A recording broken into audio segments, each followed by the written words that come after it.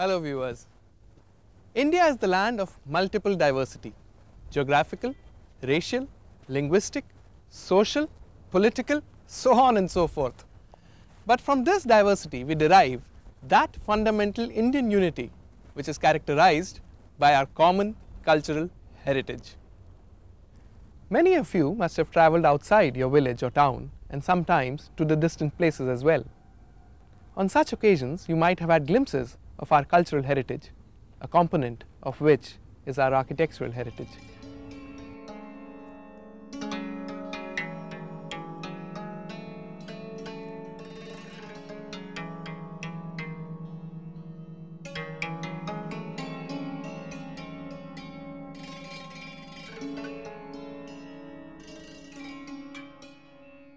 If you want to explore our vast architectural inheritance, you will find it manifested in the number of monuments that we possess.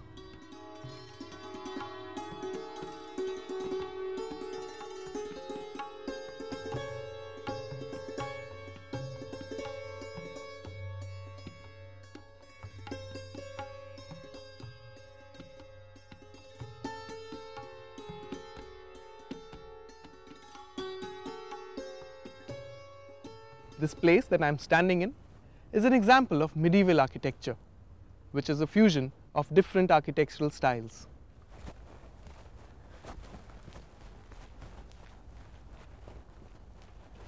As a matter of fact, our architectural and cultural heritage has evolved through centuries due to many influences. India had trade and cultural contacts with Greece, Rome, Southeast Asia, West Asia, Central Asia, as well as China.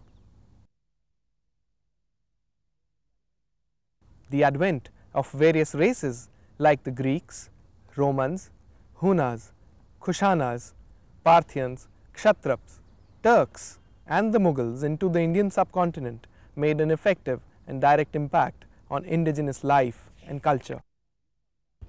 These contacts resulted in a mutual exchange of ideas, knowledge and culture. Architecture is a physical manifestation of this exchange, and that is why we can see a fusion of different styles in our architecture.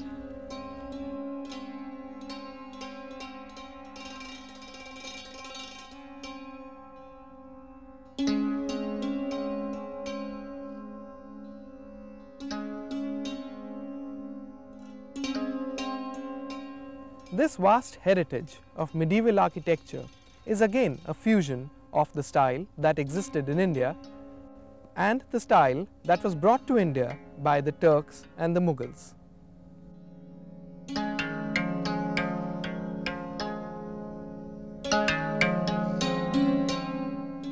The style that existed in India prior to the advent of Mughals and Turks is marked by flat roofs,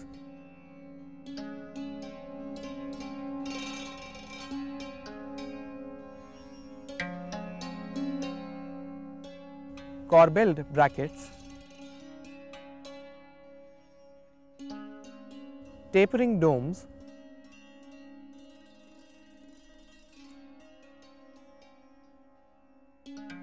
arches that were built on the cantilever principle,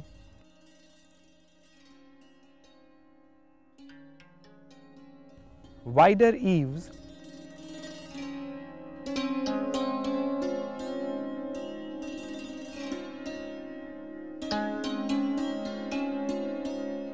narrow columns.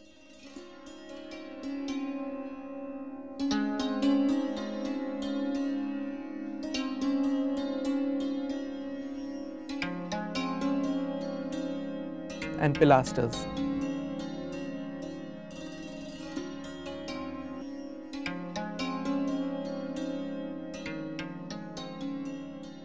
Whereas the distinctive features of the architecture that was brought to India by the Turks and the Mughals were the true dome,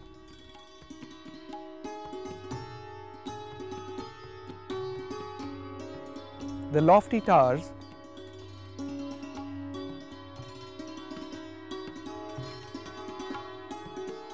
the true arch,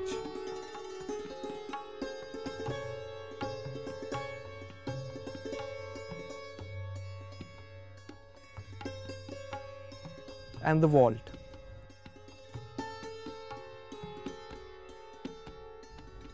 A combination of these features were widely used in palaces,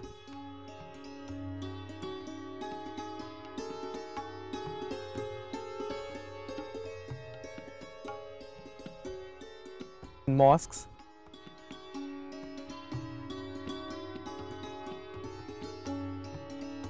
tombs,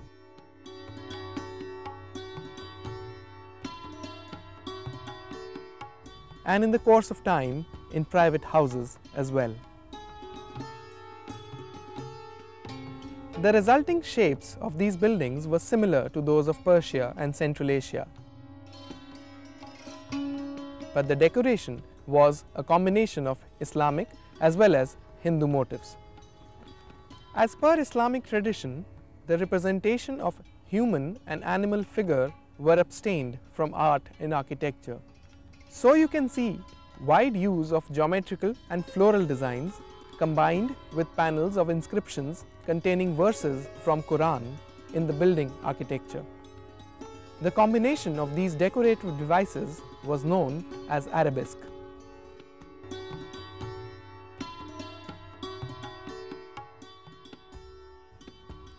Hindu motifs such as the bell motif,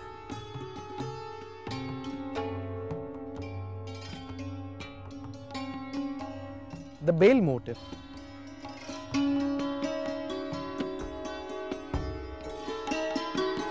and lotus were freely used in medieval buildings. This new style also influenced the temple architecture of India. Even the Golden Temple at Amritsar was built on the arch and dome principle and incorporated many features of this beautifully fused style. You will be fascinated with this fusion in medieval buildings as they reflect 1. The exchange of the austere building traditions of the Islamic builders and the sculptural skills of the local Hindu masons. 2. The evolution of the building techniques as the local masons learnt the innovative use of stone, and above all, the passion and commitment of the builder rulers which shone through the buildings that they erected. Marked by a great sense of proportion, some other examples of this style are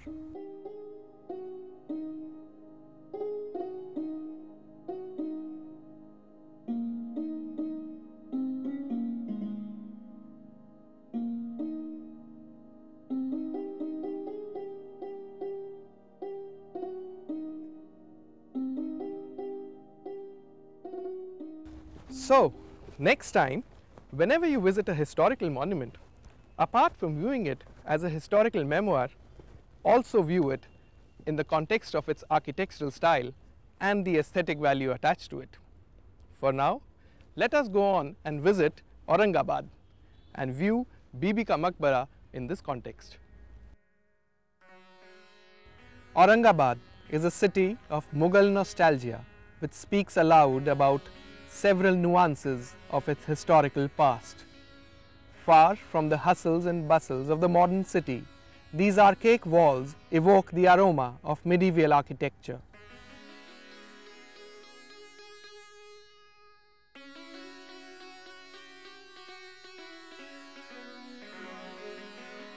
The towering tomb scaling the sky reminds us how Aurangzeb scaled power from the seat of the Deccan.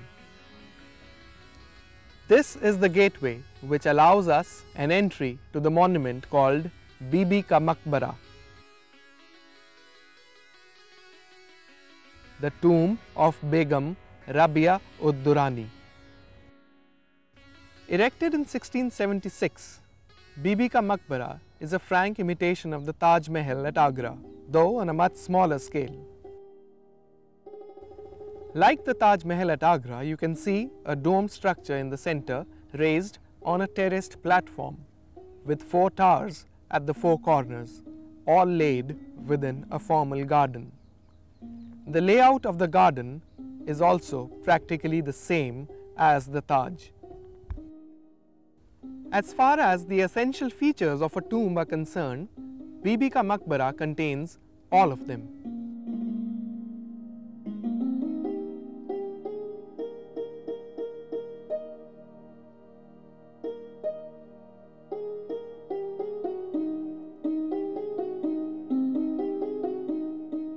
a domed chamber or the hajra,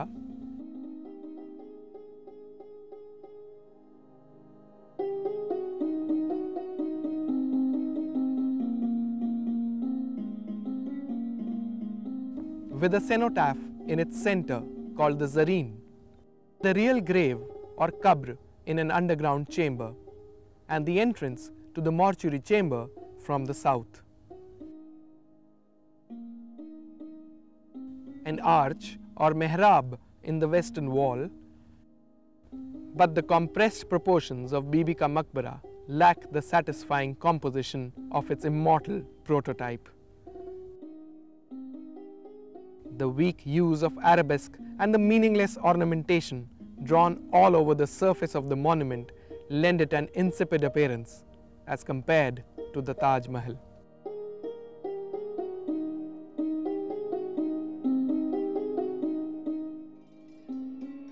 Therefore, aesthetically, this work of architecture does not reflect the substance and vigor of medieval architecture. Yet, it remains a strong punctuation that marked the rapid deterioration of medieval architectural style. In fact, Aurangzeb seemed to have his own ideas and preferences. He did not patronize art and artists like his predecessors, so his own ideas seem to have contributed more to the rapid decay and deterioration of the medieval architectural style, the foundations of which were laid down by the Turks, and they were strengthened by the Mughal emperors like Akbar and Shah Jahan. This tomb derives an inspiration from Taj Mahal, a living legend of Shah Jahan's love for his wife. Bibi ka Maqbara has a different story to tell.